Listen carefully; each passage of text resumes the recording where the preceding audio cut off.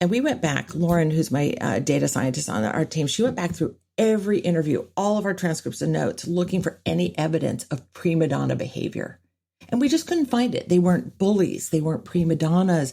These were these superstars. Everyone on the team knew who they were. Their managers knew exactly who these kind of standout clutch players were, but they were team players. So they weren't shy. It wasn't like they were wallflowers, like, well, I'll just sort of be on the sidelines. They're making this enormous impact, but it's not about them. It's about the work. And I think this is one of the big ahas for me in this work is like, we do our best work and we make our biggest impact where we feel our greatest sense of joy, our greatest fulfillment. We have our greatest success when it's not about us.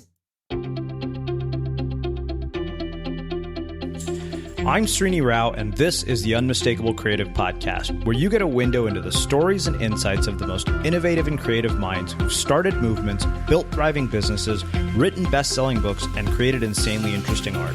For more, check out our 500-episode archive at unmistakablecreative.com. Liz, welcome to the Unmistakable Creative. Thanks so much for taking the time to join us. Oh, I'm excited to be here. We have a lot to talk about. We have a ton to talk about. You are back here for a second time, and anytime we have somebody back for a second time, to me, it always says a whole hell of a lot about how fabulous they were the first time. You have a new book out called Impact Players, which I absolutely loved, all of which we will get into. But before we start, last time I asked you about your very first job, and this time I want to start by asking you, what did your parents do for work? And how did that end up shaping and influencing the choices that you ended up making throughout your life and your career? Oh, wow. It absolutely shaped my choices and not just my choices, my orientation to that. So I am the daughter of an educator. My mom was a teacher and a principal, and there's some obvious connection there. I watched my mom, who is just this really incredible educator. And I think it pulled in me like this desire to teach and to coach and to lead. And then I'm also the daughter of a donut maker. And so my dad, he actually started, he ran a Winchell's franchise. So I have like sugar in my blood. Like it's just, like I get around a donut and like, I'm like, yes, this is my heritage. This is my destiny. I love donuts. And I worked for my dad starting at 13. Even to the point where I was, his donut shop was right across from where Apple's headquarters are now. So in Cupertino, California. And, I just grew up working in the donut shop and was working there once. So it was a weeknight, maybe 9:30 at night alone. But this is like my dad's donut shop. And I'm working alone and was robbed at gunpoint. And I remember like, this dilemma, like, what do I do? Like, do I just give him the money? This is like my family's, this is like our earnings. This is my dad's livelihood. And I gave him the money. But I remember having to call my dad and saying, Dad, I think I made the right decision, but I feel so bad, like having let you down. But anyway, so like I'm the daughter of a donut maker. And, in other ways of looking at it, I'm kind of also the daughter of a multiplier mom and a diminisher dad. And my dad was grumpy and gruff. And I don't know if it was because he was making donuts in the middle of the night, 7 days a week, 365 days a year, or what it was. But he was kind of hard on people. And he was, he kind of vacillated between like bossy know-it-all, tell you what to do, tell you if, you didn't do it this way, you were going to be a failure in life. And then, kind of sullen and withdrawn. And, he was sort of hard to live with. And, my other people kind of found him to be, it means way too strong of a word. And my dad was not abusive or in any way. He was just hard to interact with. And it was very much a defining thing for me because like as a young girl, I would look at that and say, no, you know what? He's not unkind. It's that life. I could see life had been unkind to him. And, he's not disappointed in me.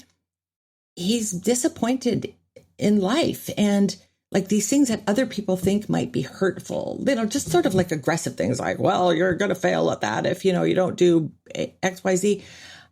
I'm like, no, he's trying to keep people from failing. So growing up with my dad helped me see the world in, I think, a very different way than maybe someone who had a more, I don't know, a conducive kind of parental model or environment. And I just learned to see, I don't know, in the cracks of human nature and in the cracks of relationships and intentions. And, so later when I got to Oracle and, got thrown into management at an early age, and, Oracle was a pretty tough place. People say, don't they eat their young there? And I'm like, and they're like, oh, isn't Larry Ellison really tough? Isn't he hard to work for? I'm like, are you kidding me? Have you met my dad? Like, I've been training my whole life for this moment. And I think I gained a couple things from that. One was like being able to see the difference between people's best intentions and their actual impact on others. And it really helped me as a leader and working with other leaders and coaching leaders and the writing and teaching I've done on leadership. And I think the other thing it taught me was how to just stand up for myself, because my dad and I had this amazing relationship. And it started early when, I don't know, I think I just empathized with how life had disappointed him. But I also didn't cower. I was just like, no, Dad, that's not how we're going to do things. And no, like, I appreciate your concern, and I just started advocating for myself really early on in life. And he responded in such delightful ways. And my dad was kind of my biggest fan.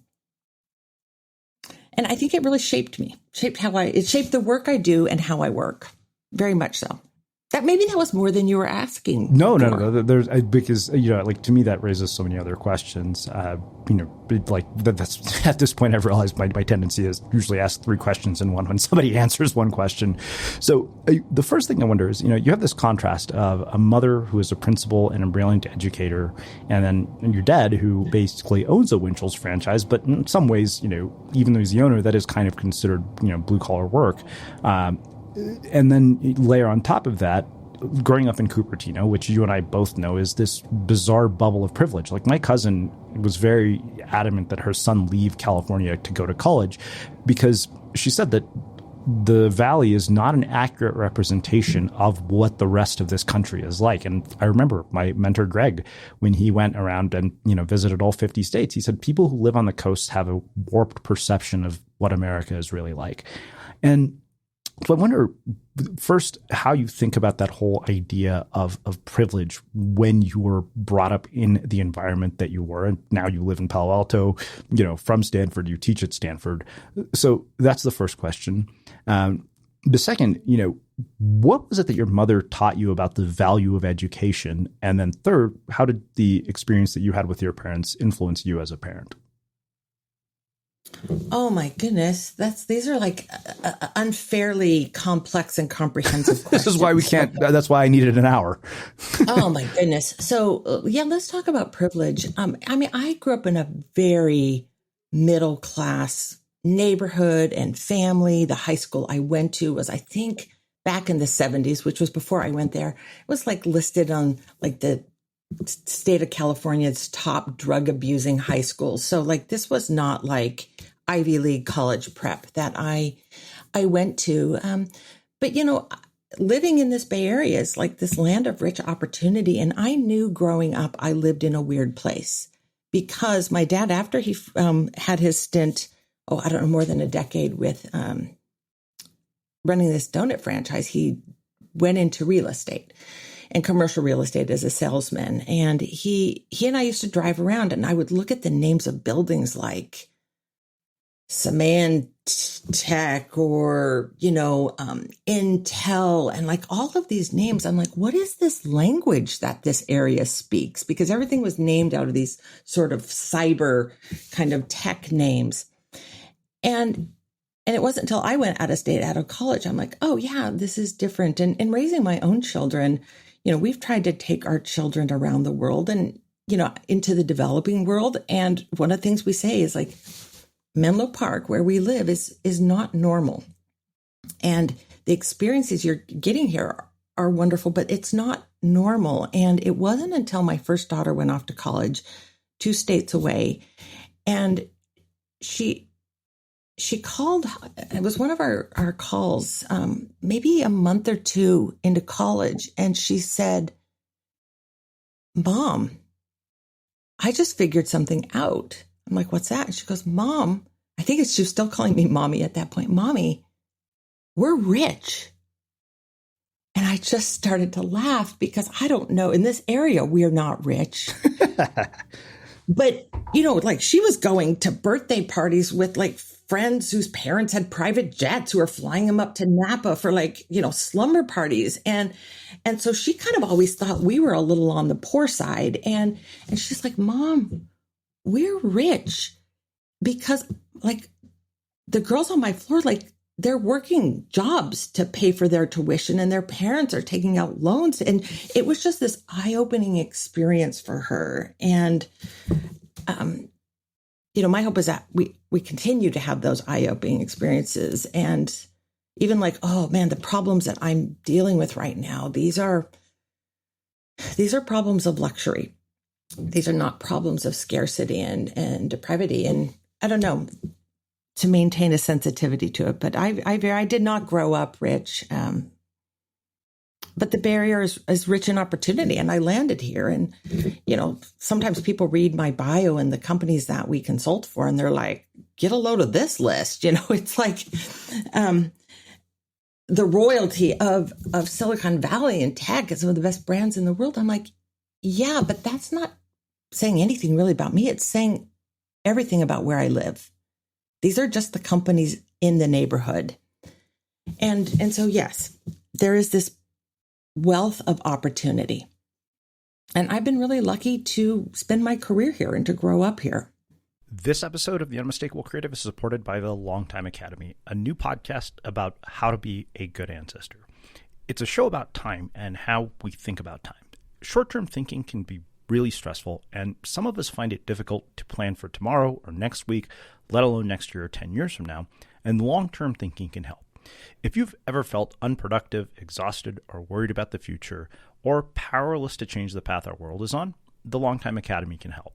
You'll hear from people like Brian Eno, Celeste Headley, George the Poet, Roman Kurznerek, Jay Griffiths, and Adrienne Murray Brown, and learn how they embrace long-term thinking. The Longtime Academy is an audio documentary, but it also includes practical exercises designed to expand your sense of time and help you be a good ancestor.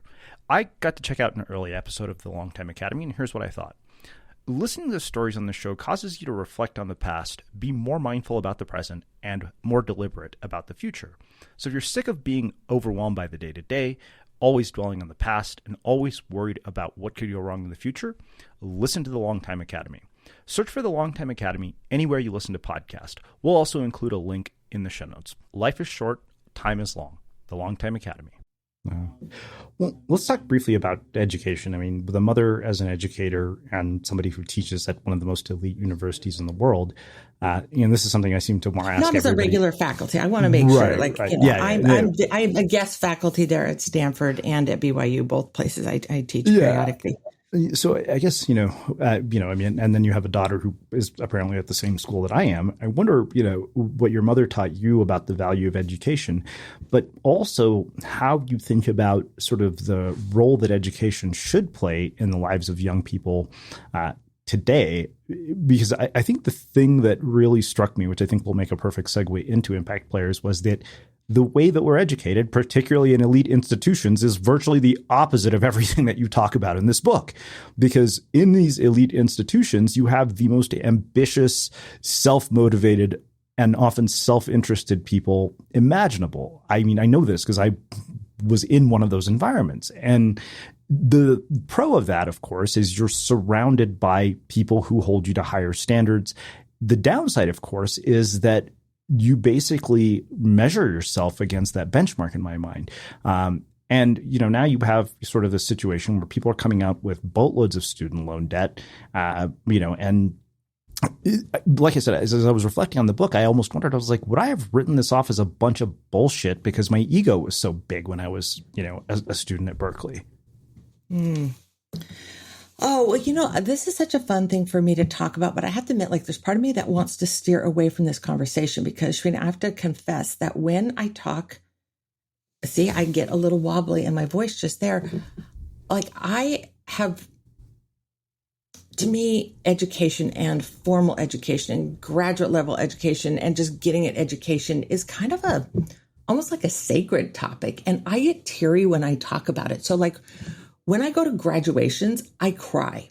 When young people tell me about their college application process, I start to tear up. It embarrasses my children. And when I sit down to begin, I have 4, children, and, they're all in or out of college right now. And every time I would sit down to talk to them about their thoughts about college, I would get teary, and they're like, Mom, what is wrong with you? Because I'm not an emotional person. I don't tear up about things, but this idea that people investing in their own education, or people who have resources making investments in young people's education, just to me is what life's all about. And, I guess growing up the daughter of an educator, I saw my mom, who got married at a young age, started having children at a young age, put college on hold. And then when we were off at school, she went back to San Jose State, where, we lived in San Jose, and she got her bachelor's degree. She got her master's degree. She became a teacher. I think she went and got a second master's degree. So my images growing up were my mom locked in my bedroom. I got kicked out of my bedroom, and she was there with her typewriter writing her master's thesis. And I self-funded my education. It was I told you I had sort of a tough dad, and my dad was like, okay, your mother and I can afford to send you to college, but we're not going to because, my parents didn't pay for me to go to college, so you shouldn't either. Now, I'm not sure that they really could have afforded that, but, I went to a private school, fortunately, with subsidized tuition and, funded 6 years of college 100% on my own, not just tuition, books, room and board, just everything on my own. And I don't know, it was because this is something that is worth our time. And, the school I went to, BYU, there's, as you enter campus, there's this massive sign, and it says, enter to learn, go forth to serve. And I think it really is this orientation that I came out of school with, which is school is not, it's not a trade, grounds. If you have the privilege of going to college, it is a chance not to learn about things or to come out with skills and, maximize your starting salary. It's a chance for you to learn how to think. I can't really remember much of what I learned in college, but I remember professors who taught me how to think. And, all of the dear mentors that I've had, C.K. Prahalad at the University of Michigan, when he passed in 2010, I thought, I can't do any great thinking because CK, the most brilliant thinker I ever knew, has passed. And I'm like, he taught you how to think, how to question, how to unearth the assumptions that sit underneath our thoughts and our behaviors, and how to look at your assumptions and evaluate that. And to me, this is the value of the education. And, I would always tell my kids, oh, Mom, I can't believe I have to learn all this stupid stuff. I'm never going to use trigonometry in my life. And I'm like, yeah, because it doesn't matter what you're learning. It's that you're learning how to think, and you're learning how to analyze and how to memorize and how to recall. And so I don't know, I could go on. I don't know that would be useful, but to me, an education is about how to think, not a body of knowledge. Yeah. Well, I think the reason that I thought, education would be a perfect sort of jump off point for impact players was it just kind of, when I looked at, how recruiting was done and how I acted at my first job and the things I valued at my first job, I thought to myself, nobody trains us at that age to become impact players. That's not how most of us are trained. So first question, what is it that prompted you to want to write this book as sort of the natural follow-up to the previous one?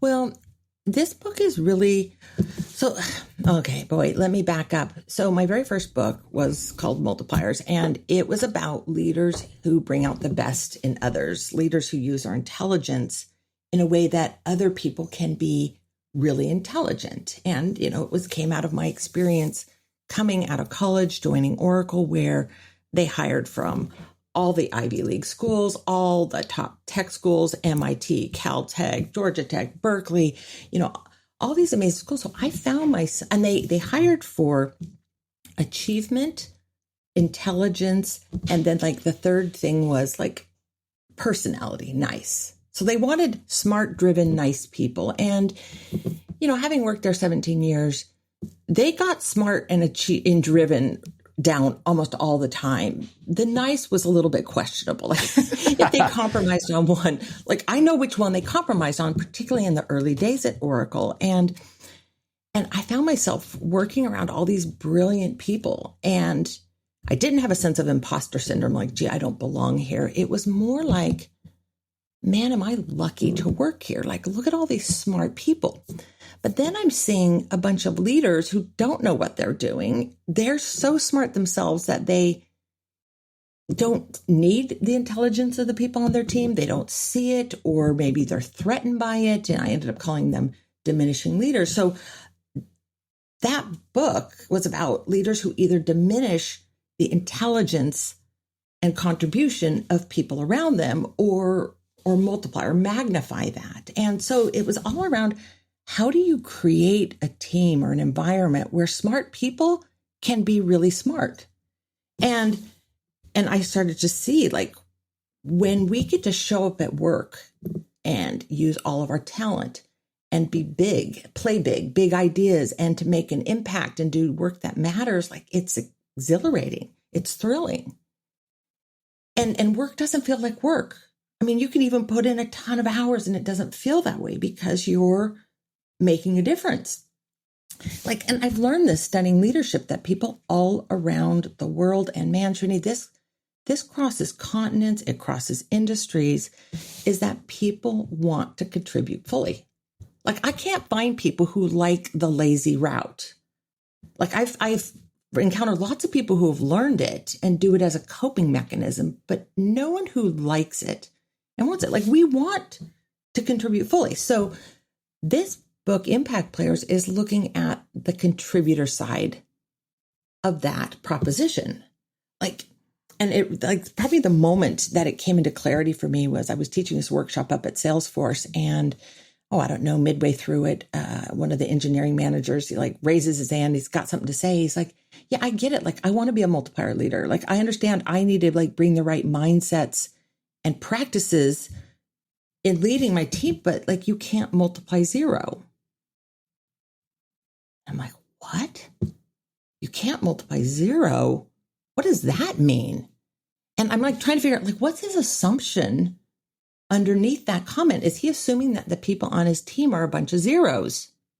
Yeah, I got dummies. This is great if you're, managing a team of brilliant people, but I got nothing over here. And it's not what he meant when he explained it. It was, I need to bring the right assumptions and practices, but so do the people who work for me.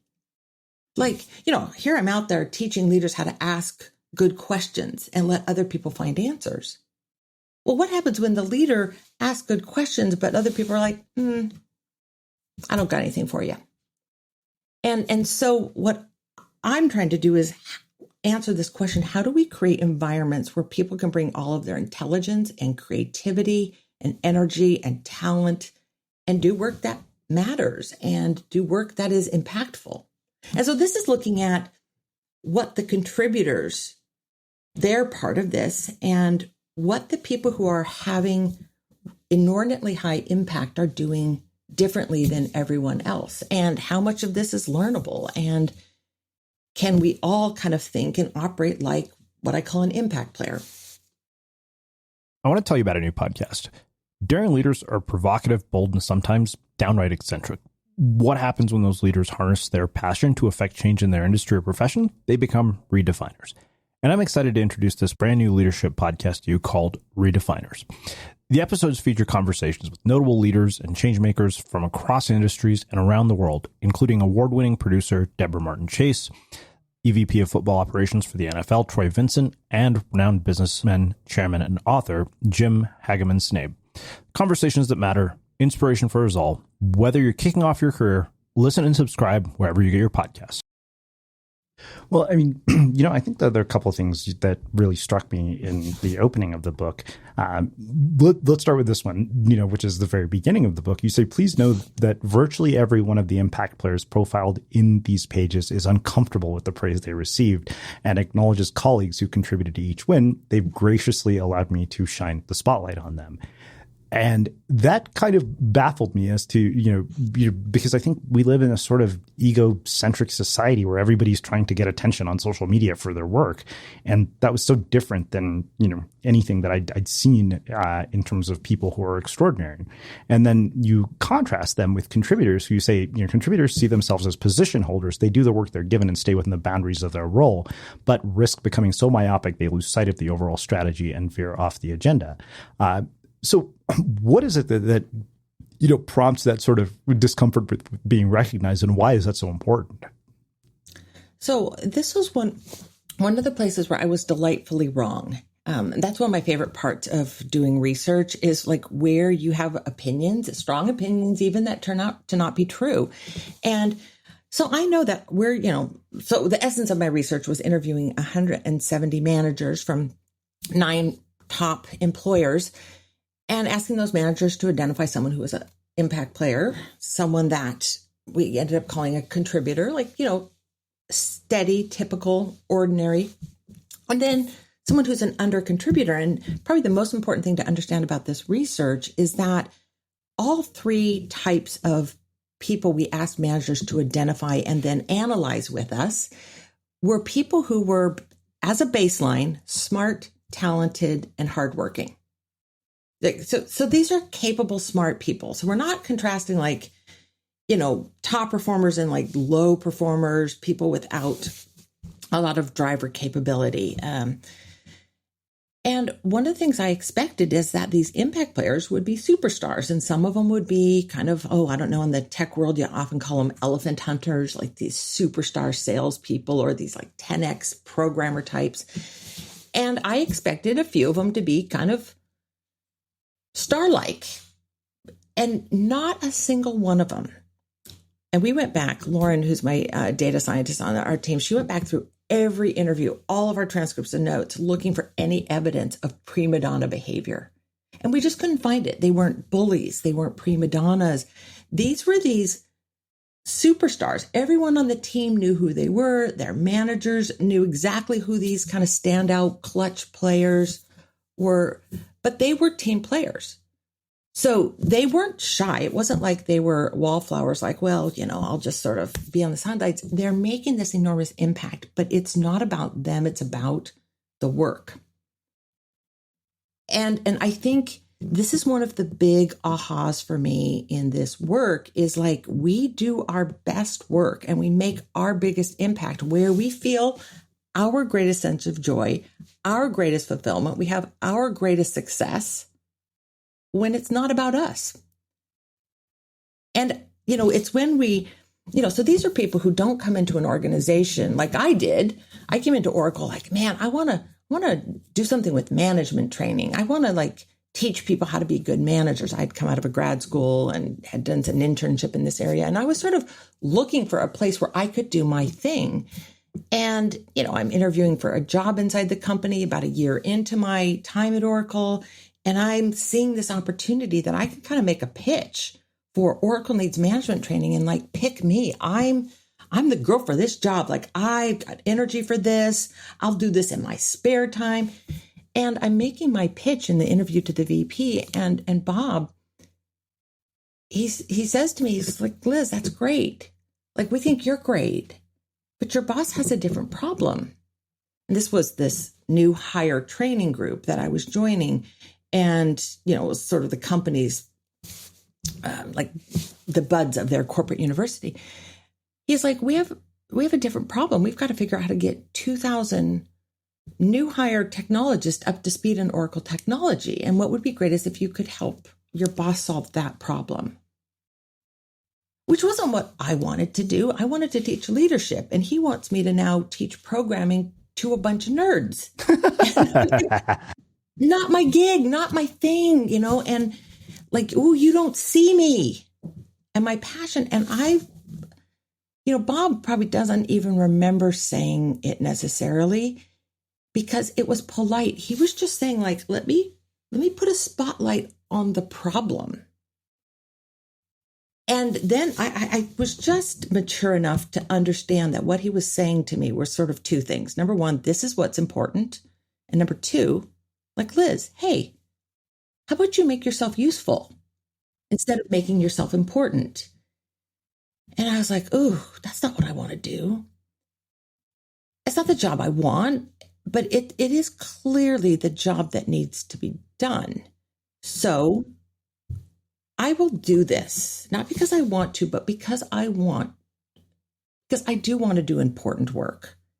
And even if it's not the work I want to do, I want to make a difference. And if this is like what matters, I'm going to work on what matters. And it is this orientation we see in these impact players is they bring incredible talent and drive and passion to their work, but they work on what matters to the people they work for, whether it's a client, a boss, a stakeholder, a team.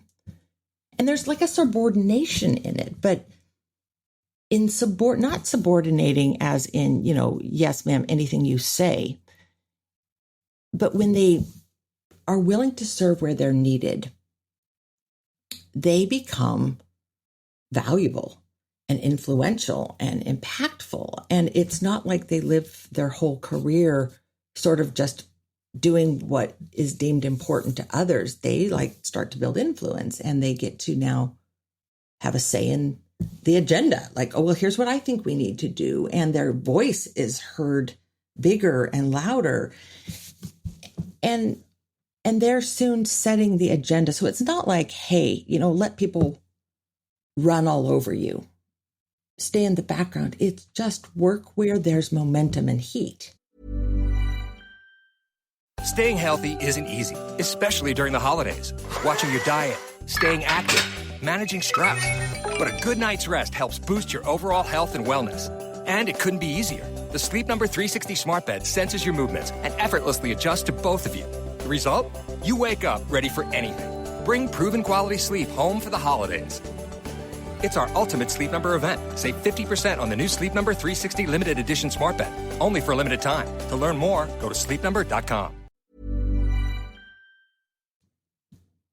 Well, it's funny because I read that and it made me really think about a lot of my jobs where I didn't thrive. And so the question that kind of arose for me as I was reading through that was something that you and I were talking about before we hit record, which is this idea of matching talent and environment, where if you mismatch talent and environment, you inevitably get piss poor performance, which leads to performance improvement plans, which doesn't improve performance and just prevents wrongful termination suits. So I now that I'm running a company as a CEO, I completely agree with what you're saying. And at the same time, one of the things I wonder is how does that play a role when you put somebody in the wrong job? Does that even come into consideration? Or the wrong environment. Yeah. So early in my career, I kind of got lucky and I joined Oracle. And they were the kind of place where it was growing fast enough and they had hired people who were capable, extremely capable and driven. So they're just kind of like, here's something that needs to be done, go. And so it very much appealed to this sense of being self-directed and self-driven and, kind of ignoring a few of the rules, and your, job boundaries were like mere suggestions. And I thrived in this environment. Now, my husband, who graduated at the same time that I did, he took a job for a Japanese company, Kanimatsu Gosho, that had this 150-year-old tradition and Japanese culture. And one day we were talking and we both laughed because we realized that if I worked at his company, I would have gotten fired. And if he worked at my company, he probably would have gotten fired too.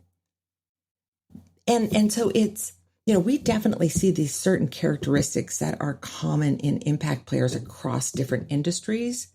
But, if you really want to do work that matters and you want to contribute in very meaningful ways, you have to find out what matters here.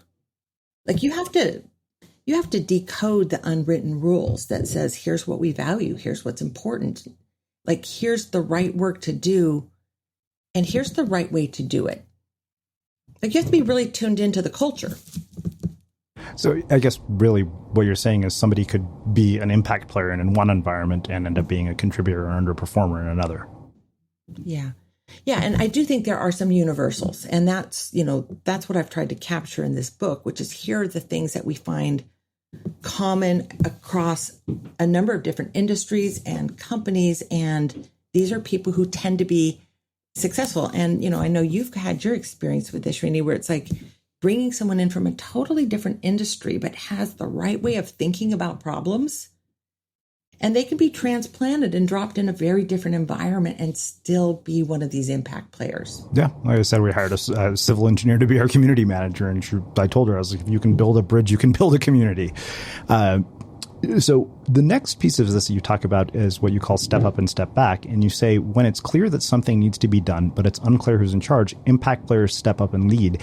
And, you and I were talking about this, that one of the key things I look for when I hire somebody who is a freelancer or anybody else is the ability to navigate ambiguity. And that's just the nature of a startup. Like I saw it firsthand with my audio engineer. There are days when I'll screw something up, and we air an episode every Monday or Wednesday. The only thing I ever hear from him is, hey, you screwed something up in the editorial calendar, so I picked another episode and aired it. I never told him to do that. He just does it. Yeah. One of the things we find is that these impact players, they don't wait to initiate. Like they're in some ways impolite, like in sort of a large sense. They don't wait for an invitation to a party to kind of show up. Now, I mean that metaphorically. One of my favorite parts of the research, and Srini, the way I do research is I kind of approach it very logically. I structure what are the questions I'm trying to answer? What are the things I have to find answers for? How am I going to study it? How am I going to measure it? And then with every research project I've done, I always add something to it, which is like, I just want this part for fun. Like, I just want to know this personally. And for this project, I decided to ask 170 managers, in addition to all the things we needed to know to build this profile of what kind of someone working in an ordinary contributor mindset versus an impact player mindset looks like. I asked these managers, what is it that people do who work for you that you absolutely hate? And they're like, oh, nothing. and I'm like, no, I know there's something there. And they're like, really? You just want me to tell you what I hate, all my pet peeves? I'm like, yeah, I actually do. And so I got this really clear view of what leaders, what really bugs them and what people do that really erodes that person's credibility in their mind. But I also asked them, what is it that people do that you absolutely love, like crazy love? Like what makes your job easy and delightful?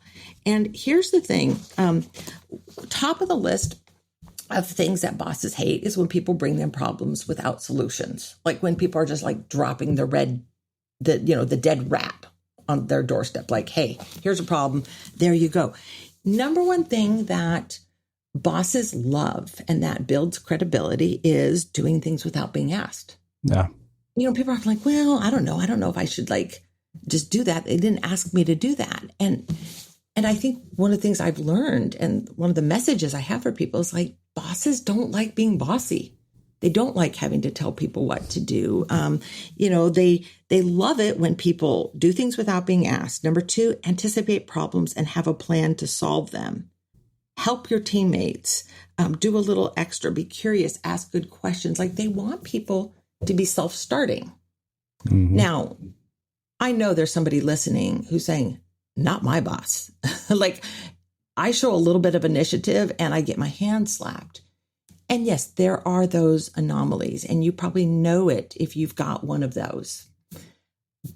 But for the most part, leaders, clients want you to do things before you've been asked to do them. It's funny you say that, because I think, as I was telling you before I hit record, the first thing I usually tell somebody when I'm thinking about working with them is, one, you need to assume that I report to you, not the other way around. I don't want to tell you what to do. I need you to tell me what to do when you need me. Beyond that, ideally, you can manage yourself. And Sam Altman actually talked about this in his Startup School podcast. He said there's one common trait they saw between all the successful Y Combinator founders. Every time they met with them, they had gotten new things done. Mm-hmm. Yeah, and there was this, around these impact players, there was something that we came to call a performance guarantee. And what that was, and it was something really fun that we found in the data, is that there were a bunch of positive behaviors that were exhibited by both contributors and impact players. But there was a certain set of things that were always done by impact players, meaning they don't do it most of the time. They do it all the time. And before I even tell you what these are, like, I want us to stop and pause. Like, what would be the things like that someone always does this that makes it possible for you to see that person as like a no look pass person, which is like, you know what? I know if I need to pass the ball, I don't even have to look at them. They know the play. They're going to be in position. I can hand it off to them. What are the things that people do that would allow you to, as NASA puts it, fire and forget? Yeah. They don't mean fire people and forget about them. They mean fire off a request and then you can forget about it. Like, you don't even have to follow up. In fact, the following up, I'm going to check my list here. It is number 3 on the list of things bosses hate. Make your boss chase you down and remind you what to do. Funny. Yeah, I just sent a follow-up request to an assistant today.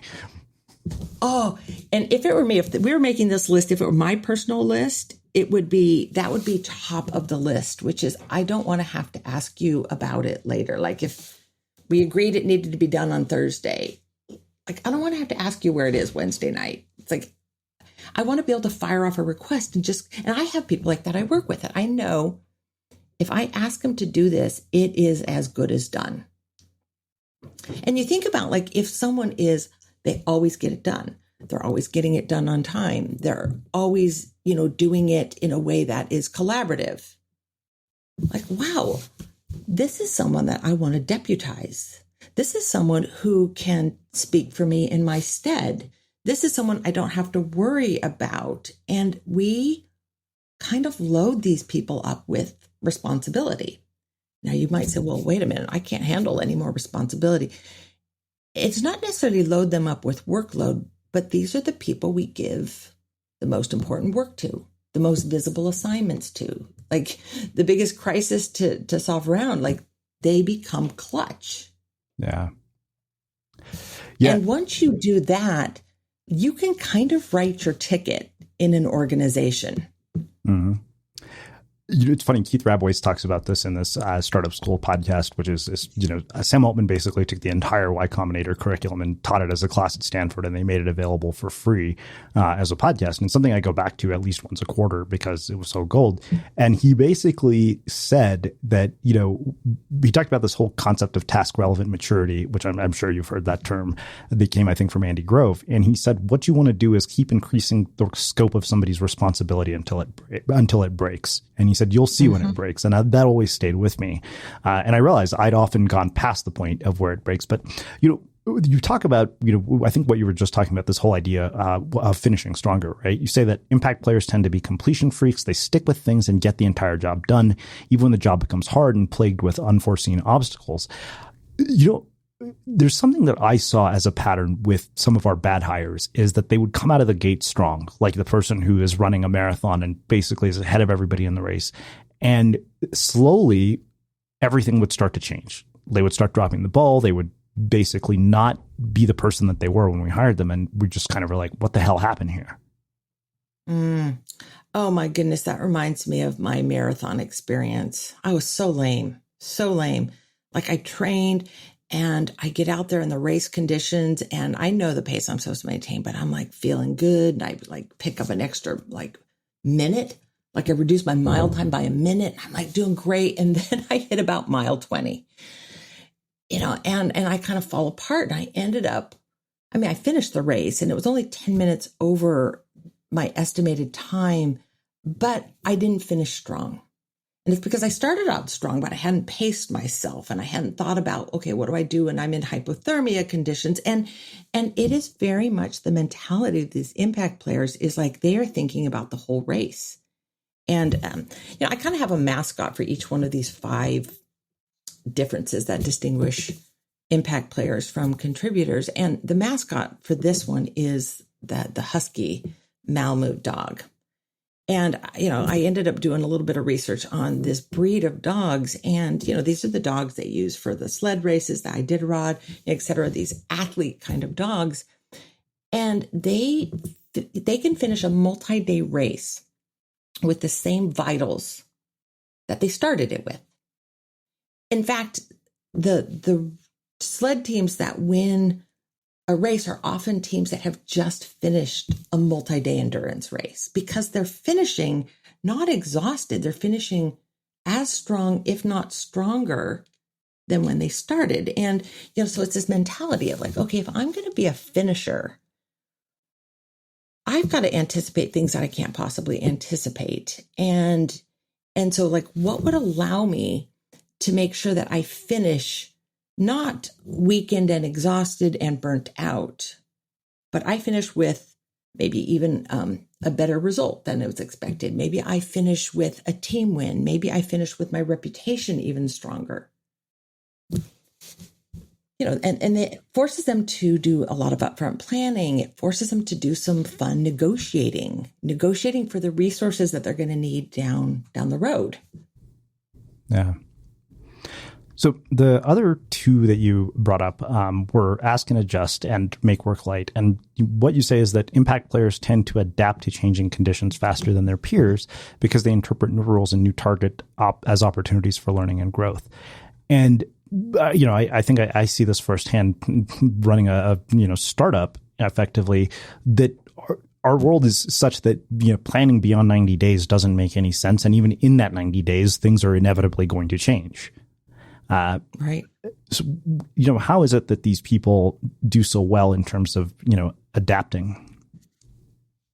Well, my mascot for this one is the chameleon.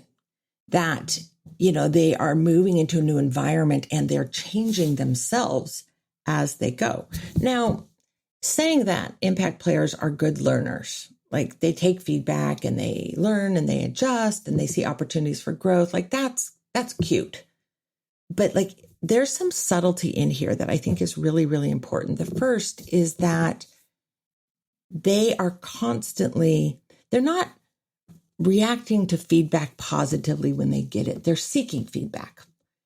And it's as if it's like they start the workday with the assumption that, while I was sleeping, in the 8 hours that I just was sleeping, like the world shifted, something changed. And if I just keep doing what I've been doing, I'm going to be off target. So the contributor mentality is like lock onto target, stay on target, keep doing what you're doing and look for validation that you're doing it right. And unless someone throws a brick at you, you're doing well. Yeah. And, often in this mode, someone does have to throw a brick at you like, Liz, like I have feedback for you, like sit down and listen.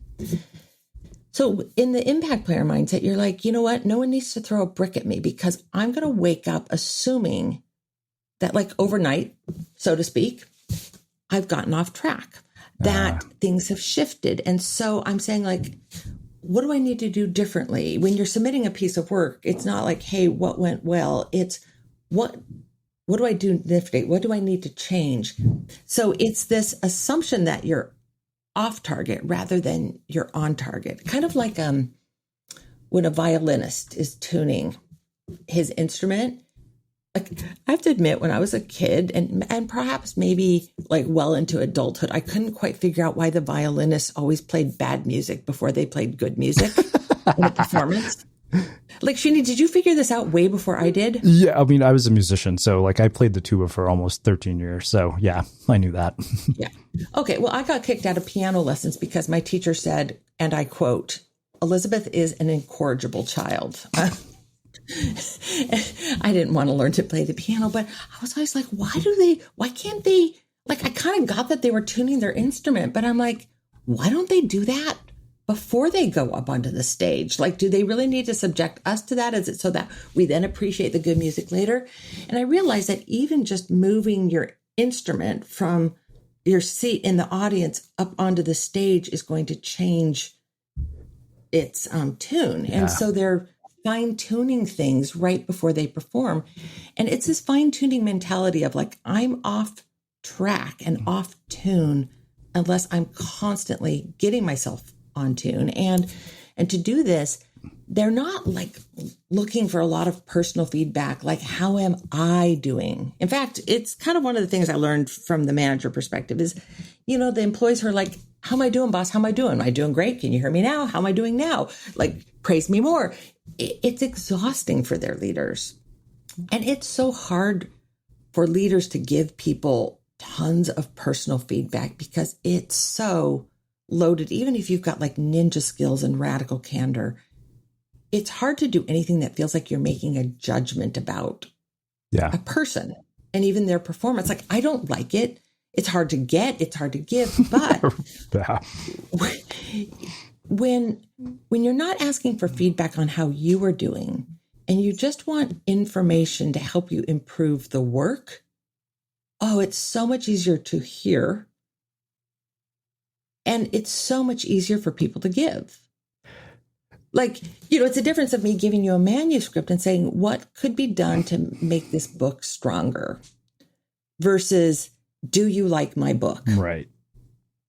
No one wants to answer that second question. Yeah. You know, it's funny. And I remember reading the section where, you know, you said you had your friend sort of tell you, wow, you can write. And then he brought you to his office and tore you to shreds. I remember when I was working with my mentor, Greg, this was probably 2014. I'd gone through a bad breakup and I was just going through a tough time. And I had like my social media posts were off the deep end. And I remember he called me and just basically ripped me a new asshole. He's like, you're acting like a damn teenager. He was like, you are a public figure. You don't have the luxury of doing this. And I remember this is what he said to me, and it always stayed with me. I said, Greg, yeah, I'm human too. I have problems. He said, yeah, man, you don't get to make that excuse because of the position you're in. And you know how, as hard as that was to hear, I realized what he was doing. Yeah, and it came full circle, you know, almost 8 years later when we raised a round of venture funding. I was like, oh my God, he is absolutely right. Like, he was and I realized often the people who are toughest on us are the ones who are either they're the ones who care the most and also are the ones who actually give us, you know, some of the best feedback. And it's so much easier to receive when, you know, when you have someone who tells you the truth about that. That truly is, it's a rarity and it's a rare gift, but it's so much easier to receive when they're like, they're not ripping me. They're helping me do better work, and just depersonalizing that. And it's strange that it's also one of the other things we found with these impact players is they didn't over-identify with their work. Yeah. Which for me was a little bit hard as I'm looking at this one, because I'm like, ooh, I'm one of these people who sees my work as like a calling, something I love doing. Like, I don't care if you pay me. This is just what I do. It's me. And then I write books, and like, that's really hard to separate your identity. Yeah, creative work in particular. Yeah. Creative work is really hard because like your art is you. And so, like, you could see my own discomfort with this is we end up doing much more powerful work when we can say, this is my work, but it is not me. It comes through me, but it is not me, which, you know, reminds me of just, one of my favorite lines from the book, The Prophet by, Khalil Gibran, I think. Yeah. I always get his first and last name mixed in my mind. And it's the chapter on children. And he says, your children don't come from you, they come through you. And then, it's just such beautiful poetry about the relationship between parents and their children, and how the parents are like these archers who bend and contort themselves to launch forth their children, but their children like aren't them.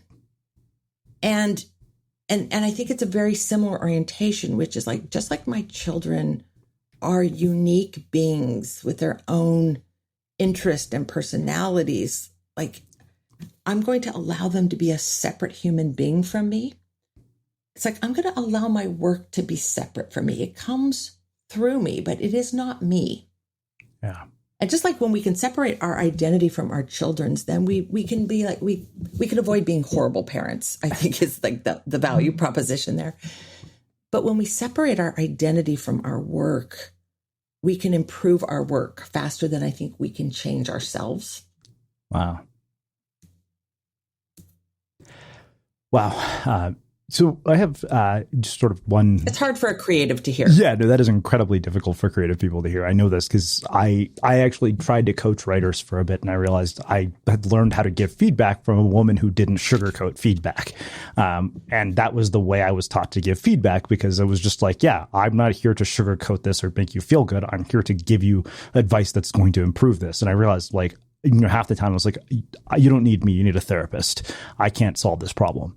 But so one of the things that I wonder, just based on my personal experience of having been fired from every damn job I had, is, have you ever seen cases where somebody actually goes from being a contributor or an underperformer to an impact player, and what happens? And then to bring us sort of full circle to part of the conversation we were having before we hit record, how much of this is coachable and learnable, and how much of this is inherent or innate? Mm-hmm.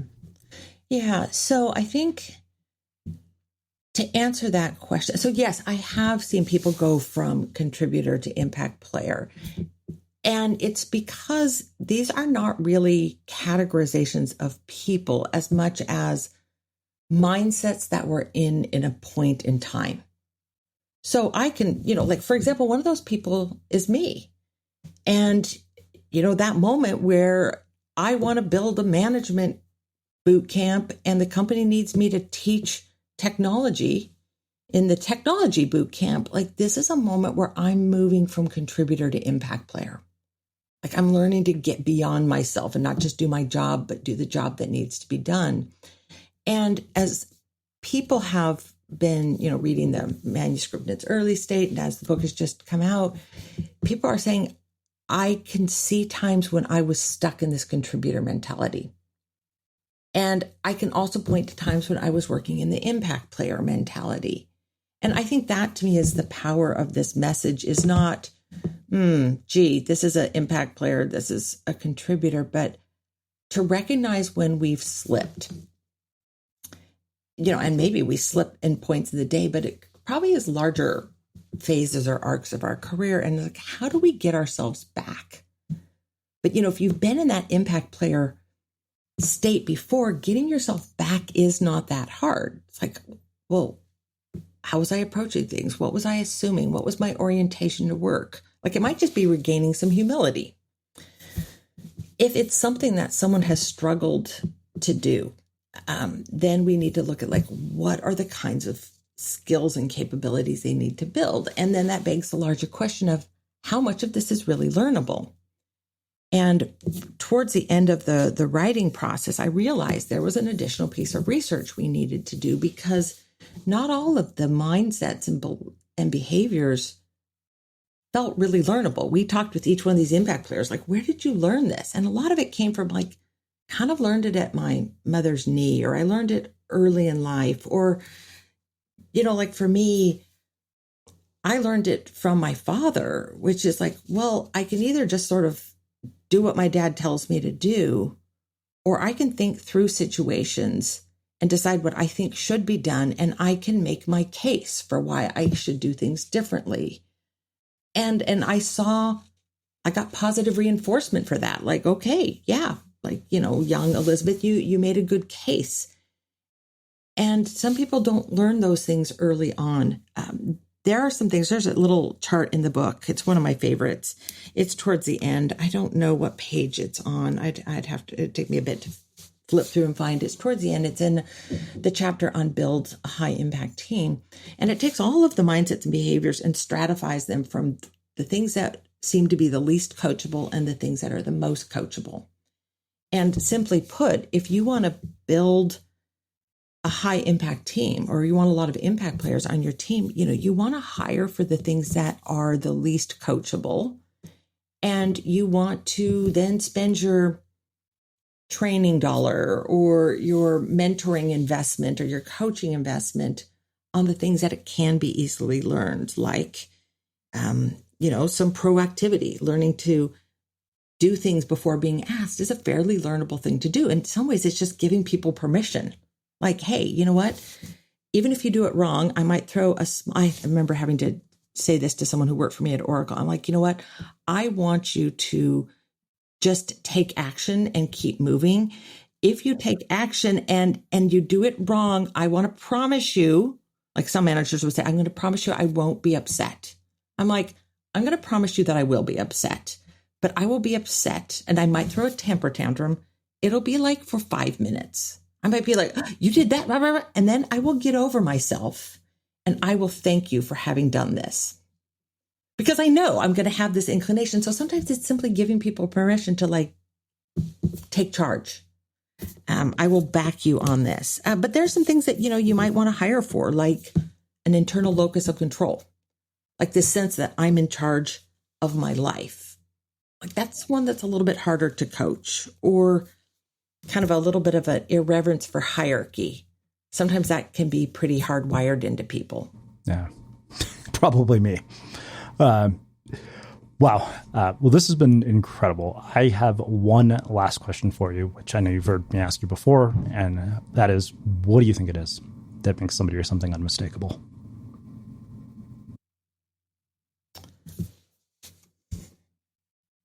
Well, when we do things that only we can do,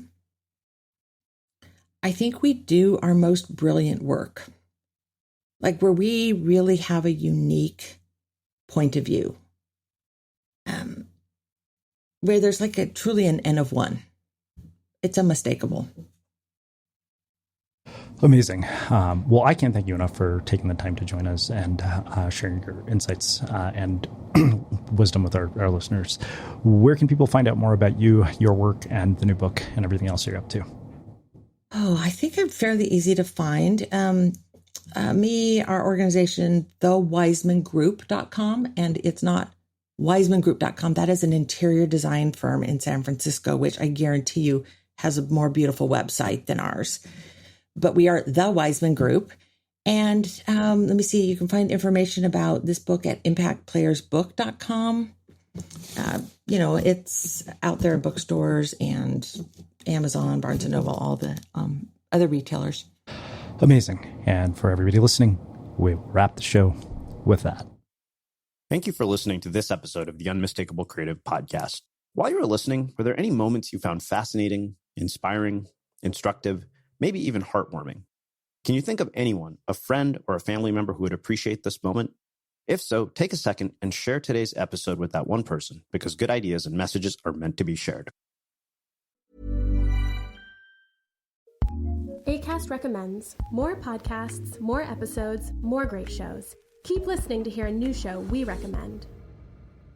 Hi, I'm Zibby Owens, and along with Tracy Cox, who is an international sex expert and author of 17 books, I co-host the podcast Sex Talk with Zibby and Tracy, and it's SEXTOK. And the reason we have it as Sex Talk is because we happen to be viral TikTok stars at the moment, with some of our videos getting over 1.1 million views. So listen to us. I am totally shy and squeamish. She is super open, British, and hilarious.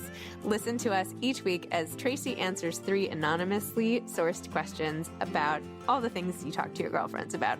Listen on Acast or wherever you get your podcasts. Sex Talk with Zibby and Tracy. Acast recommends.